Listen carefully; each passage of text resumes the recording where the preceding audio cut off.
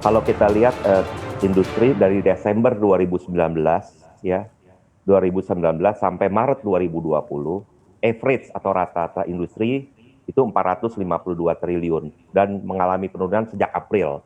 Dan tadi Mas Erwin bilang di Mei turun 420 triliun rupiah. Nah Ya. ini disebabkan dua hal sebenarnya. Pertama adalah pembiayaan baru. Ya dengan kondisi COVID atau kan keterbatasan ekonomi ruang geraknya saat ini itu menyebabkan daya beli masyarakat ya itu menurun memang. Lalu kedua juga resiko meningkat sehingga memang multi finance harus hati-hati melakukan pembiayaan baru. Sebagai contoh saja kita di Mandiri Tunas Finance setiap bulan customer yang melunaskan eh, peminjaman di kami itu kurang lebih 1,4 triliun ya 1,4 dan rata-rata pembiayaan kami di 2,4 triliun.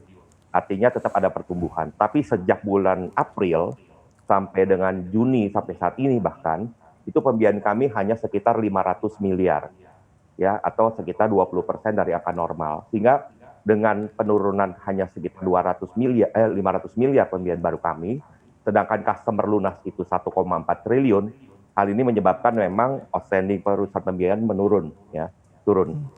Lalu untuk restrukturisasi sendiri, saat ini sampai hari ini kami telah memberikan relaksasi kepada konsumen kami sebesar 13 triliun ya, 13 triliun atau 83.000 unit kendaraan yang kami kasih restrukturisasi. Mungkin itu Mas Erwin.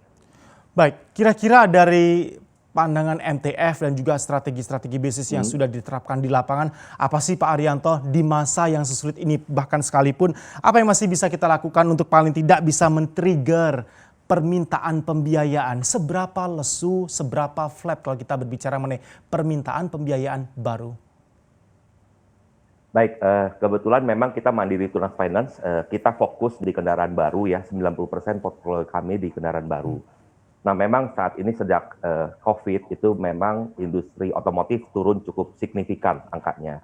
Nah untuk itu kami coba tetap menjalankan bisnis seoptimal mungkin. Pertama mengenai pembiayaan baru itu sendiri, kami cukup lakukan secara hati-hati. Lalu kedua, kami juga menyesuaikan ya RAC atau Risk Acceptance Criteria, di mana untuk beberapa customer down payment-nya mungkin tidak seperti biasa lagi, tapi kami tingkatkan 5-10%. Lalu berikut adalah ada 76 sektor industri yang kami cukup waspadai dari 512 sektor industri. Jadi untuk 76 sektor industri ini kami cukup hati-hati, misalnya mengenai perhotelan, ya, lalu pariwisata, lalu properti. Jadi industri-industri ini kalau yang melakukan peminjaman pembiayaan, tentunya kami verifikasi lebih ketat lagi. Jadi memang ada beberapa hal kami lakukan untuk menjaga supaya bisnis kami tetap bisa berjalan dengan baik.